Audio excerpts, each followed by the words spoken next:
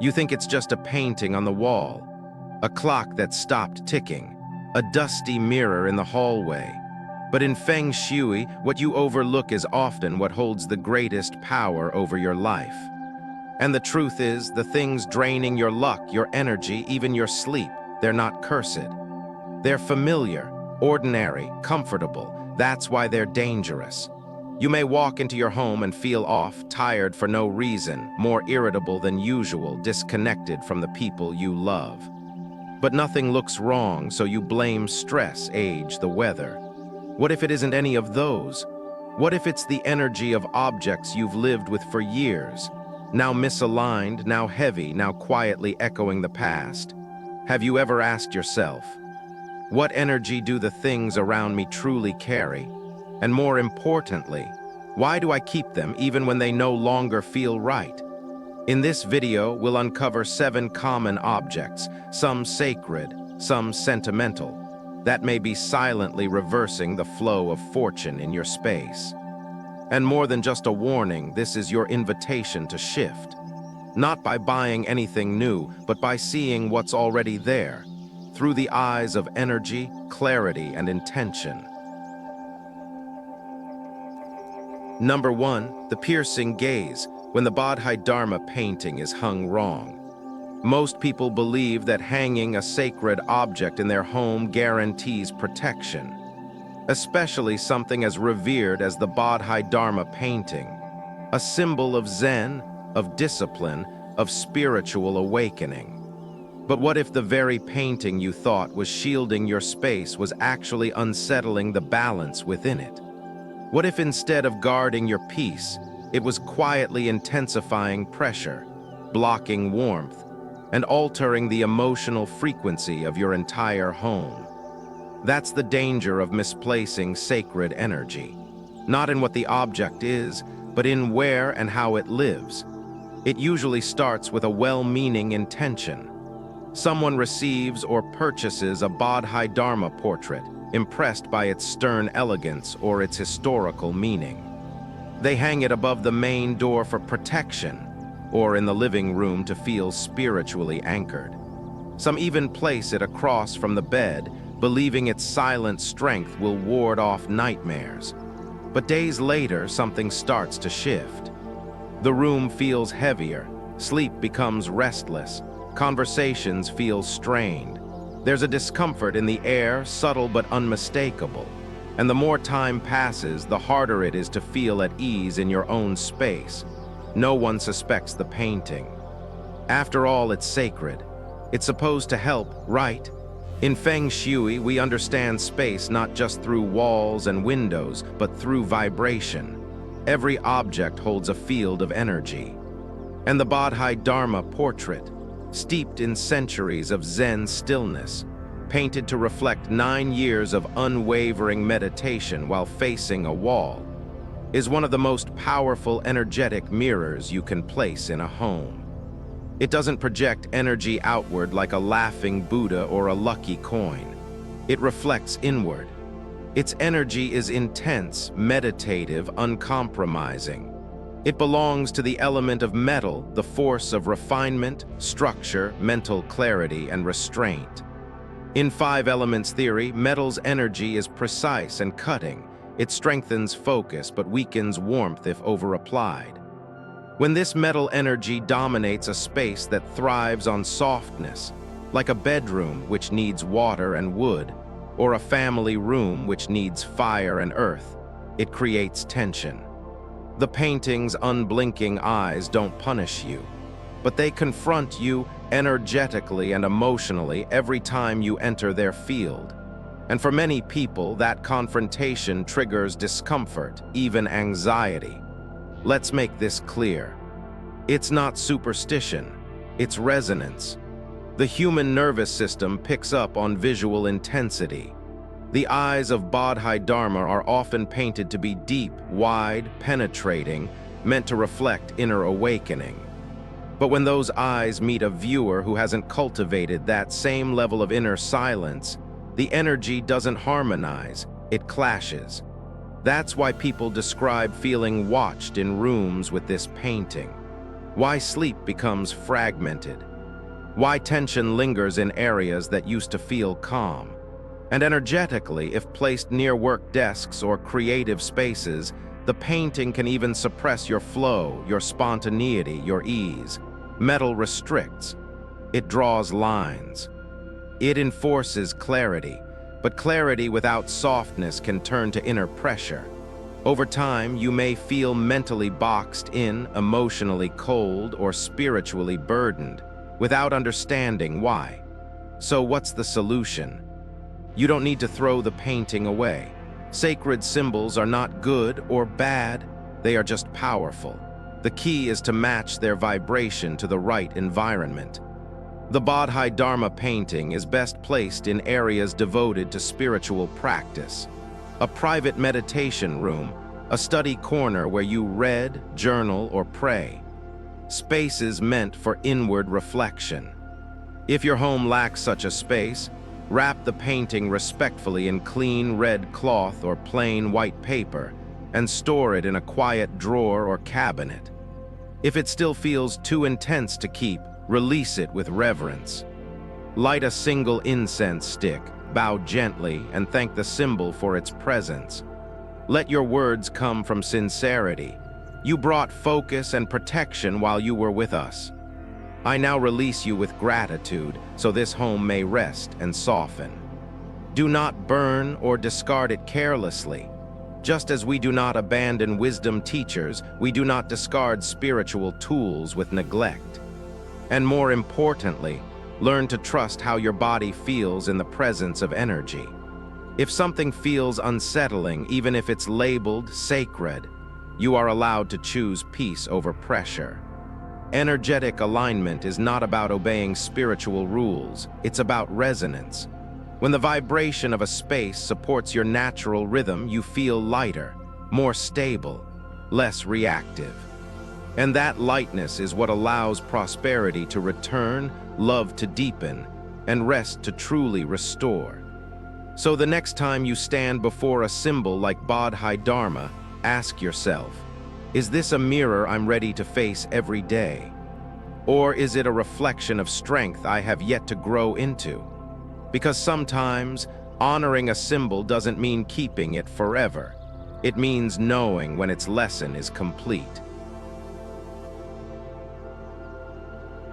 Number 2, the clock that stopped, and so did your progress. You probably didn't notice when it stopped. A clock in the hallway, the kitchen, your bedroom, one day it just paused, its hands frozen in time. And you told yourself you'd fix it later, but you didn't.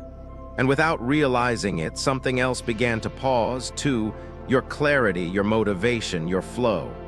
In Feng Shui, a stopped clock is not just a broken object. It is a message, and when that message is ignored, life slowly echoes its meaning. Stuck, stalled, suspended. It's a common oversight. Someone moves into a new home and hangs up an old clock because it's beautiful or familiar. The battery dies, but they leave it hanging. After all, it's just Daker now. Or maybe the clock on your work desk stopped ticking 2 months ago and you barely notice. Days blur together, projects keep piling up, and you feel tired despite getting enough sleep. You start telling yourself it's just burnout, or maybe it's your age. But then why do you feel like nothing is moving? Not outside you and not inside either. In the language of Feng Shui, time is not just measured, it is expressed. A clock is a visible symbol of movement, rhythm, and the living pulse of Kai, the energy that flows through your space and your life. From the perspective of the 5 elements, a clock carries the essence of metal, structure, clarity, measurement. And when it functions, it harmonizes with wood, the energy of growth and forward movement. But when a clock stops, that rhythm collapses. The metal becomes rigid, the wood becomes suppressed. The home falls into energetic stagnation where Kai does not know how or where to flow. And what begins as a quiet silence on the wall becomes a heaviness in your daily experience. Lost momentum, forgotten goals, mental haze, and a strange sense of watching life move without you. The consequences are subtle but cumulative. In workspaces, a dead clock directly impacts focus and output. The space may feel uninspiring, even suffocating. If the clock is in a shared family area like the living room, conversations may feel repetitive, disconnected, or unnecessarily tense. In bedrooms, it can lead to a lingering sense of fatigue that even deep sleep cannot fix. And when positioned near the entrance, where energy first enters the home, a stopped clock becomes a gatekeeper of stagnation, symbolizing that time and opportunity never fully make it through the door. Financially, the impact is just as real. A home with stopped clocks often sees cycles of effort without reward. Bills pile up, promotions get delayed, clients hesitate. It's not bad luck, it's energetic miscommunication. The home is no longer affirming flow, it's reinforcing pause. But here's the good news. The remedy is simple, immediate, and transformative. Check every clock in your home. Not just the ones you use daily, but also the decorative ones, the one above the fireplace, the little one in the hallway. If it's not working, decide. Either fix it today or let it go. Don't allow frozen time to become part of your walls. If you choose to remove a clock, do it with awareness. Wipe it clean, thank it for its service. Yes, even a clock deserves closure, and either recycle it or discard it respectfully. If you decide to keep it, insert a fresh battery, set the correct time, and let it tick again. This act is not just maintenance. It is reactivation. It tells your space, we move forward now. In more advanced Feng Shui applications, you can go further. Place a working clock in your east sector, the direction of sunrise and the wood element, to reinforce renewal and progress. A small ticking clock in the workspace, especially in the north career or southeast wealth corners, can enhance professional flow and financial momentum. But avoid placing clocks directly opposite the front door or above beds, as their motion may disturb rest or scatter chi. The symbolism of the clock is profound because it's both external and internal. You see it, and you feel it. And when it's broken, it quietly mirrors the parts of your life you've placed on hold. That dream you haven't revisited. That decision you keep postponing. That version of yourself you said you'd become someday. The truth is that frozen clock isn't just marking stopped time. It's holding space for the future you haven't stepped into. So take a breath. Walk your home slowly. Look again at the objects you've ignored. And if your eyes land on a stopped clock, ask yourself, what part of me is still waiting to begin again? Because sometimes, all it takes to restart your life is to restart what you once let stop. Number 3, the cracked mirror that fractures your energy. You think a broken mirror just means bad luck. But in Feng Shui, the damage goes far deeper than superstition. A cracked mirror doesn't just reflect a distorted image, it reflects a distorted life field. Every time you glance into it, you aren't just seeing yourself through fractured glass. You're absorbing that fragmentation, whether you realize it or not. It starts innocently. A small crack in the corner from when it fell a year ago. A vanity mirror with fogged glass from too much moisture. A hallway mirror that's dusty and forgotten. It's still usable, we tell ourselves. No big deal. But over time, that mirror becomes more than a reflective surface. It becomes an energetic amplifier of disharmony. Why? Because mirrors in Feng Shui are powerful conductors of Kai, not passive decorations. They duplicate whatever energy they're given. And when that energy is fragmented, blocked, or unclear, the mirror reflects it and magnifies it back into your living space. In Feng Shui symbolism, the mirror is governed by the element water. representing clarity, wisdom, fluidity, and perception. But water can either nourish or confuse. A clean, well-placed mirror can expand light, draw in abundance, and create spaciousness. But a cracked, broken, or cloudy mirror disrupts the water element's flow. Instead of clarity, it creates mental murkiness. Instead of emotional openness, it invites confusion.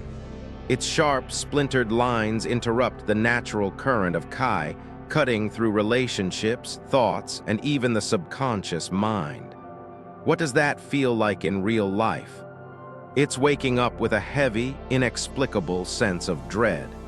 It's looking into the mirror and feeling unlike yourself. It's the quiet tension between family members, the awkward silences at dinner, the inability to make decisions without second-guessing.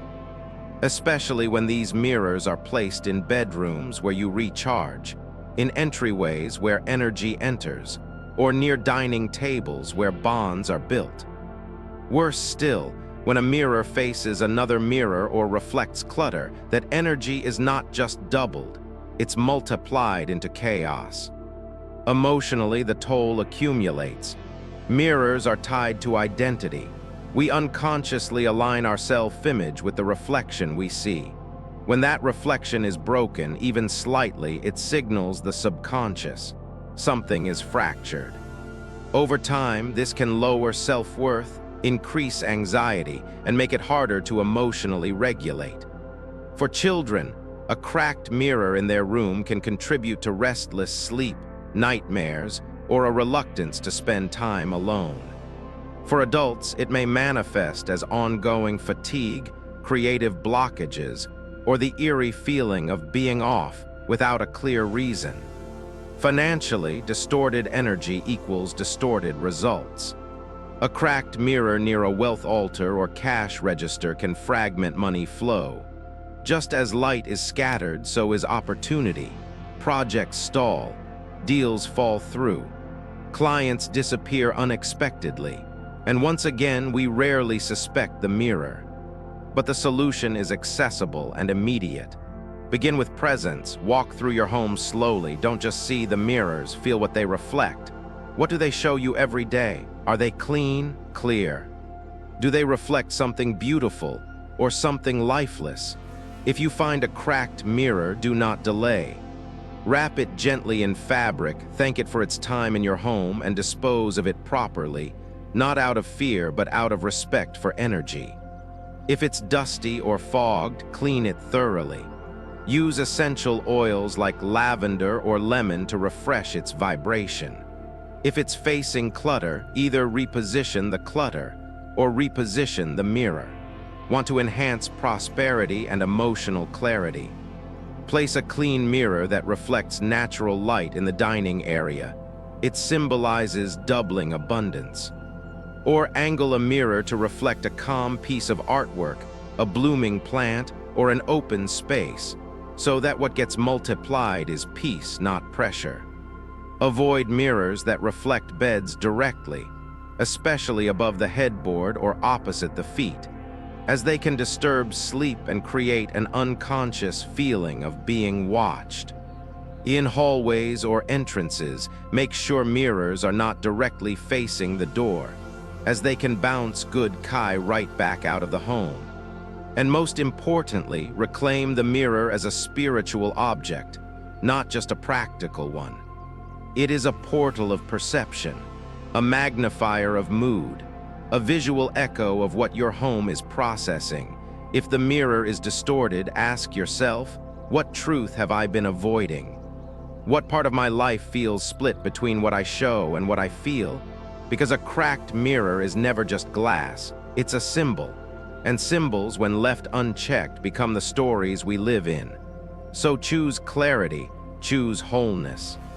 Choose to see yourself and your space clearly again. And the next time you pass by a mirror in your home, let that be your invitation to pause and ask, does this reflection bring me back to myself or take me further away? Number 4, the lifeless plant that silently drains your home. You water it once in a while, or maybe you don't, but the pot remains. A plant once green, now drooping, browning at the edges, its soil dry, its stem brittle. You walk by it every day and barely notice. But your space does, your energy does, because in Feng Shui, a dead or dying plant is not just an aesthetic issue, it's an energetic leak. And the longer it stays, the more it siphons vitality from the space around it. It's a mistake nearly everyone makes. We bring a plant home with good intentions, to brighten a corner, to purify the air, to bring some life into the room. And for a while it thrives. Then life gets busy, days blur, watering becomes inconsistent, the sun shifts. One morning the leaves look a little dull. A week later, they begin to fall, but the pot stays where it is because we're used to it. Or we feel guilty throwing it away, or we simply stop looking closely. But energy doesn't stop noticing. It never does. In the elemental system of Feng Shui, plants embody the wood element, growth, vitality, creativity, and forward motion. They're alive, responsive, rhythmic. They draw in Kai, transform it, and release it in a refreshed state. But when a plant dies, that transformation halts. What was once a living symbol of renewal becomes a silent magnet for stagnant yin energy, cold, stuck, and heavy. It's not just a dead plant anymore. It's a pocket of lifelessness sitting in your space, quietly pulling everything around it into inertia. And this has consequences more than you might think. Energetically, a dying plant near your entryway can block opportunities before they even reach you. In a wealth corner, it can stall financial growth. Near your work desk, it can dull inspiration and lead to creative fatigue. In your bedroom, it can interfere with rest and subtly drain emotional warmth. Even your physical energy may suffer. You may feel unusually tired in the room where the wilted plant sits, as if something unseen is pressing down on the air. Worse still, many people try to compensate by using fake plants. It seems logical. They're green, low maintenance, and never die. But in Feng Shui, a fake plant is not a replacement, it's an illusion. While they may mimic form, they carry no Kai, no breath, no responsiveness to natural cycles. And when they gather dust, fade in color, or lose petals, they no longer represent harmony. They become false symbols, disconnected from life. Keeping too many artificial plants can slowly generate a sense of emotional numbness in the home. Relationships feel hollow, routines feel robotic, and joy becomes something you remember rather than something you feel. So what should you do? Begin with presence. Walk through your space with soft eyes. Notice your plants not as decorations, but as beings. Are they vibrant? Do they respond to light? Are they growing? Or have they been left to quietly fade away? If you find a dead or dying plant, don't rush to toss it out. Sit with it for a moment. Thank it for the energy it once gave, the beauty it offered, the intention behind its presence. Then remove it with kindness. Compost it if you can. Let it return to the earth with grace. That act alone reopens the flow. If you use artificial plants, ask yourself where and why. Are they supporting areas where real plants can't grow? Or are they placeholders for intention that was never followed through? Clean them. Refresh their placement. And if they no longer feel alive in spirit, it's okay to let them go too. Then, if you're ready, bring life back, intentionally. Choose one plant, just one. A peace lily, a snake plant, a pothos, something resilient, responsive, and suited to your space. Place it where energy feels stuck. Water it with mindfulness. Let it be not just a pot on a shelf, but a symbol of your willingness to nurture life. Because that's what it really comes down to.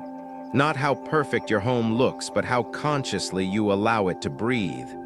Nature responds to presence. And your space is a living system, just like you.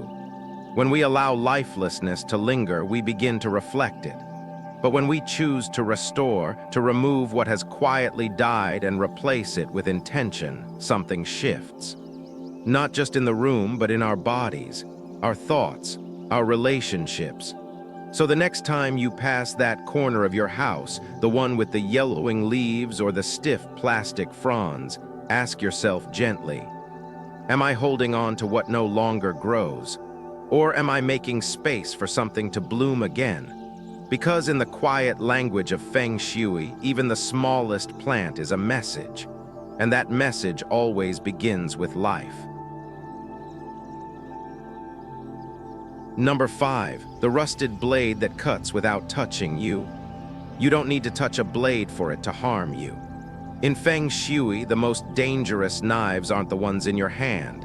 They're the ones left behind, dulled with rust, hidden in drawers, or forgotten in a jar next to the stove. We keep them because we think we might need them someday. We overlook them because they're small. But energy does not need sharpness to cut. Sometimes the dullest knife creates the deepest wound, not in the body, but in the harmony of your home. It's a familiar scene. A kitchen drawer filled with mismatched utensils, an old knife with a chipped handle you meant to replace, scissors that don't cut cleanly but haven't been thrown out. Or worse, a rusted blade left on a shelf near the altar or the stove, not as a tool anymore, but as clutter that slowly gathers weight. These items don't scream for attention. That's why they're dangerous. Their energy doesn't explode, it erodes, day by day. And without realizing it, you begin to feel the effect. More arguments, more irritability, less warmth at meals, a kitchen that feels like work rather than comfort. In Feng Shui, sharp objects are physical embodiments of the metal element, cutting, precise, strong, decisive. When clean and stored intentionally, metal supports clarity and order. But when neglected, rusted, or broken, that metal energy turns toxic. It begins to tear at the emotional atmosphere, subtly dividing, agitating, and draining the space it occupies. This is especially impactful in kitchens, where fire energy dominates and nourishment, joy, and bonding take place.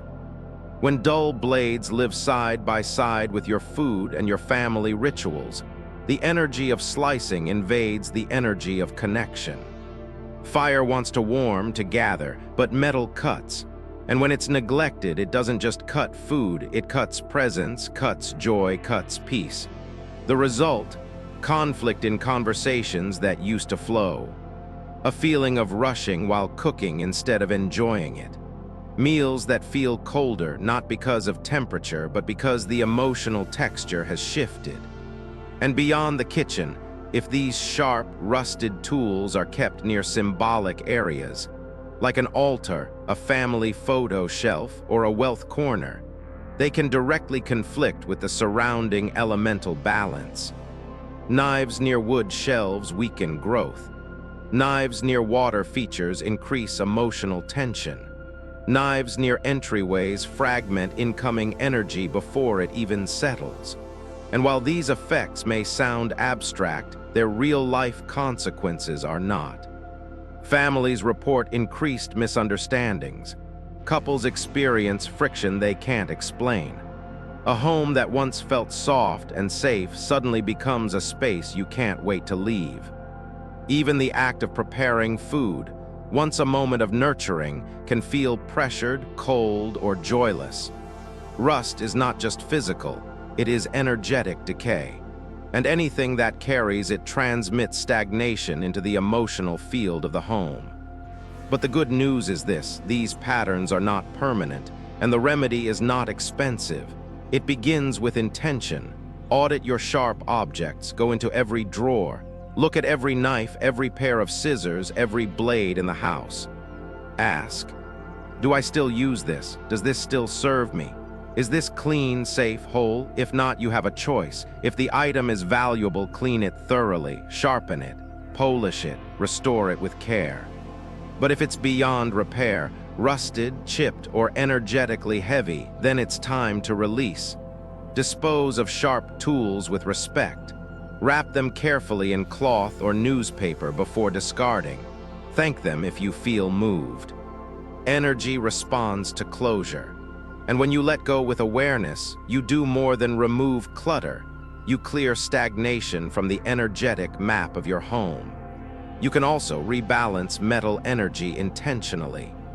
Keep sharp tools organized, separate, and stored out of sight, not openly displayed in places where family gathers or energy flows freely. Introduce elements that soften and absorb harshness, like wood, small potted herbs, earth, ceramic bowls, or fire, warm lighting and cooking scents. Let your kitchen become not just a place of action, but a space of connection. Because in Feng Shui, tools are never neutral. They hold purpose when used mindfully. But when left forgotten, they become fragments, small echoes of separation carried in steel. So before your next meal, before the next time you open that drawer, ask yourself, is this tool sharpening my life or dulling my spirit? Because even when untouched, a blade carries a message. And you get to decide if that message cuts or clears.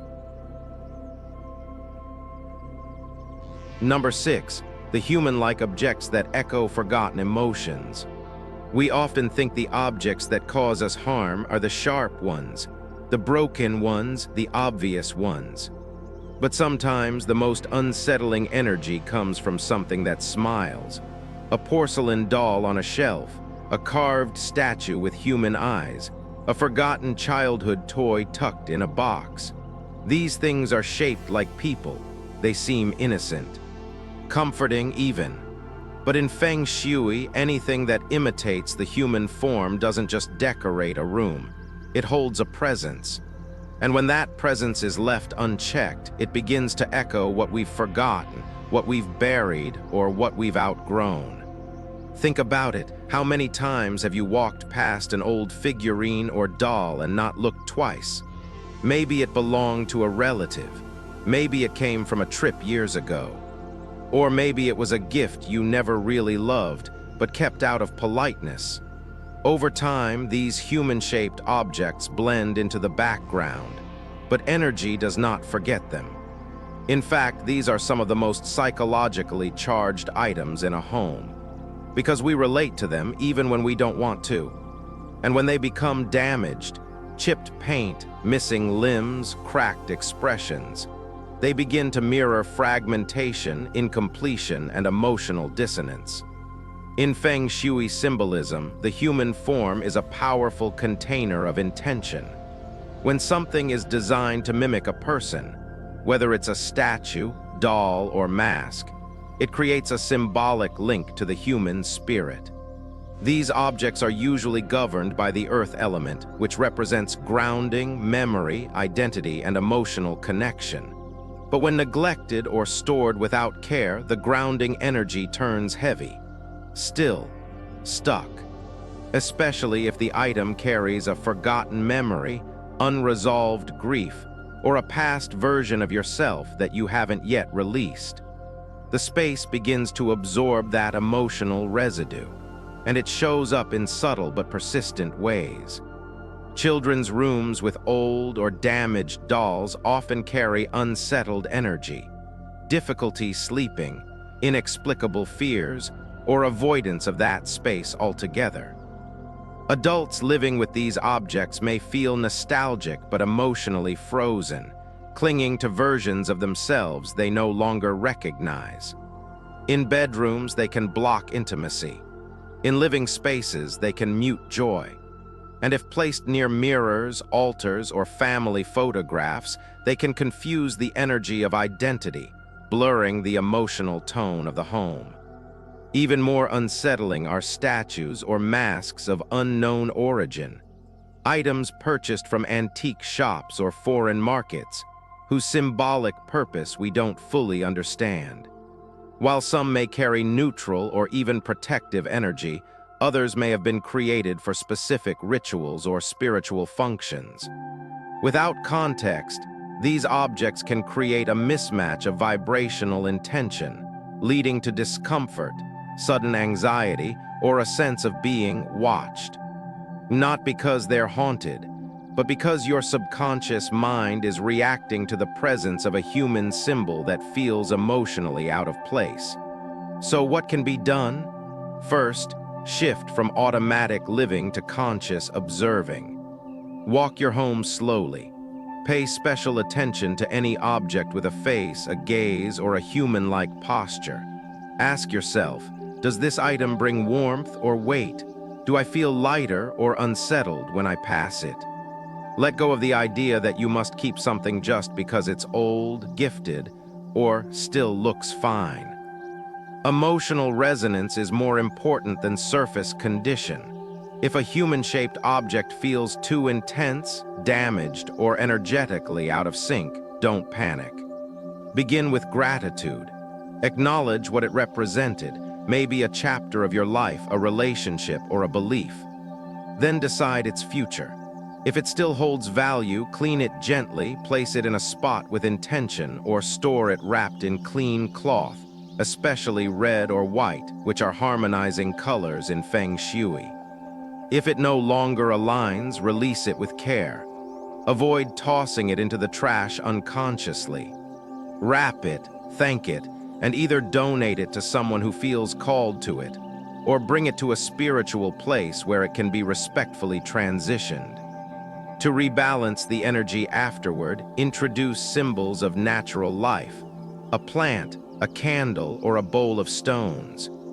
These organic forms restore softness and movement, grounding the room back into the present.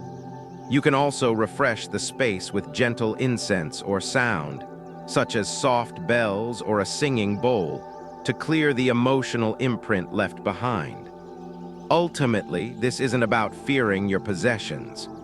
It's about honoring your home as a mirror of your inner life. And human-like objects, more than any others, tend to reflect who we once were or who we still unconsciously carry. By being mindful of what stays and what leaves, you reclaim the narrative of your space. You decide which memories support your growth and which ones are asking to be gently laid to rest. So the next time you look into the glassy eyes of a statue, or pass by a doll with a half-smile frozen in time, ask yourself, is this watching over me or holding me back from who I've become?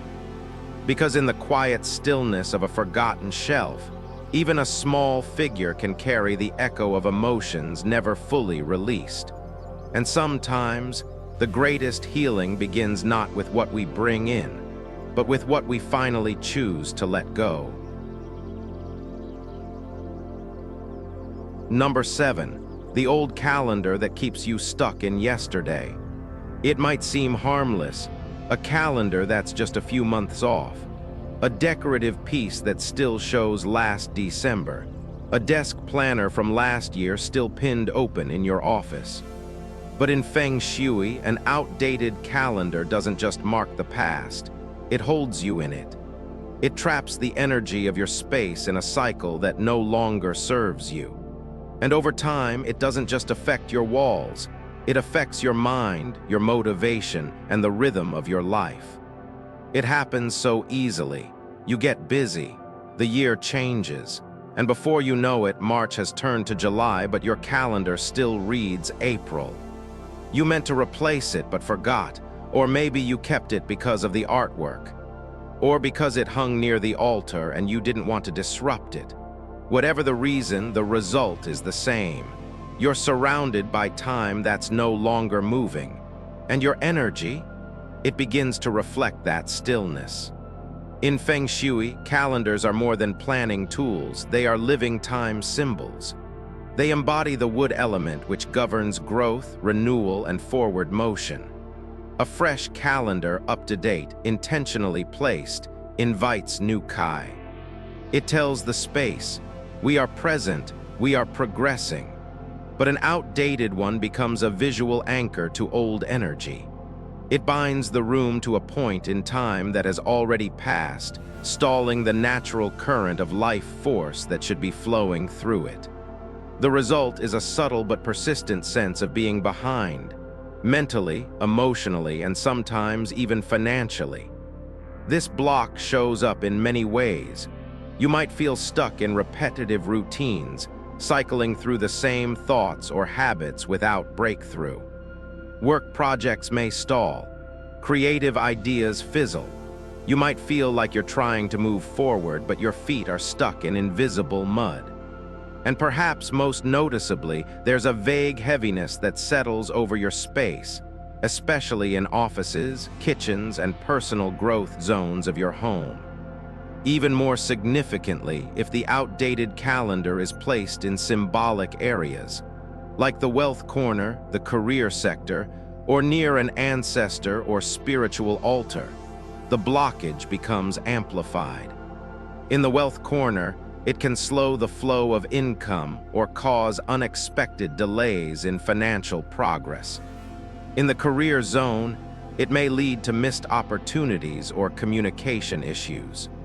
On an altar, it symbolizes resistance to moving forward, as if the spiritual energy of your home is being asked to hold on to what should already be released.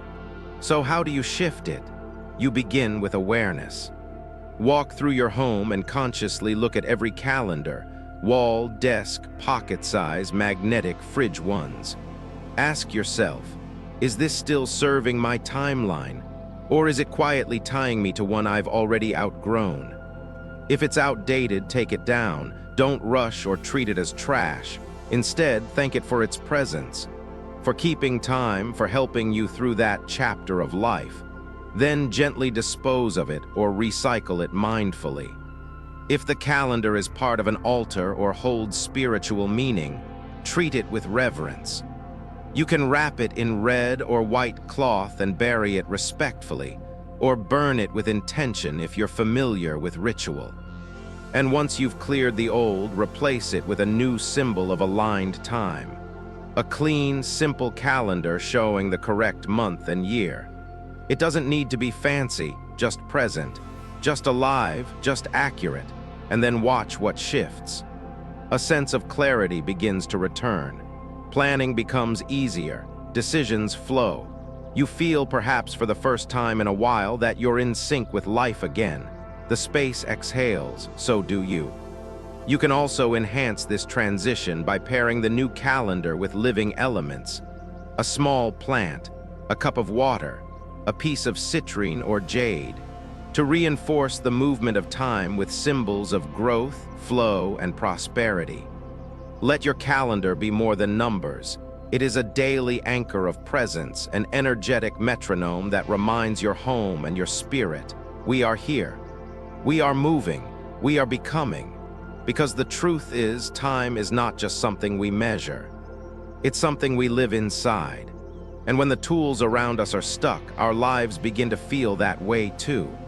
But the smallest shift, a page turned, a date corrected, a symbol renewed, can open a channel wide enough for an entirely new season to enter. So as you glance around your space today, pause for a moment. Look again at the calendar. Ask yourself gently, is my home living in the present or quietly trapped in a yesterday I forgot to let go of? Because the door to your future may already be open.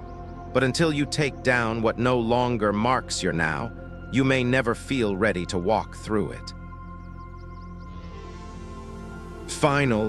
This wasn't just a conversation about objects. It was a quiet invitation to see what you've stopped seeing, to recognize that the most powerful shifts often begin not with action, but with attention. Because in Feng Shui, nothing in your space is ever neutral. Every item carries memory. Every placement echoes intention. And every overlooked corner is still speaking to you, whether you hear it or not. Perhaps today you realized that what you once called decoration is actually a mirror of emotion. That a wilted plant, a forgotten doll, a calendar from last year, they're not just things, but threads silently weaving your energy into the past. And maybe you've begun to feel the weight of that, not as guilt, but as a gentle tug, a reminder that harmony doesn't begin by adding more, but by softening what no longer breathes with you. Look around your home again, but with new eyes. What are you holding onto because it's easier than letting go? What have you kept out of habit, not because it still brings peace? When we stop asking whether an object belongs, we stop asking whether we ourselves have outgrown who we were when we brought it in. Let this be your moment of quiet movement, not loud, not dramatic, just a small shift in awareness. A drawer reopened, a corner revisited, a breath taken in a room that's finally been heard. Because sometimes the most sacred act of transformation is simply choosing to make space. And as you walk through your home tonight, ask yourself, not with urgency but with honesty, what in this space still reflects the person I am becoming, and what still binds me to who I no longer wish to be?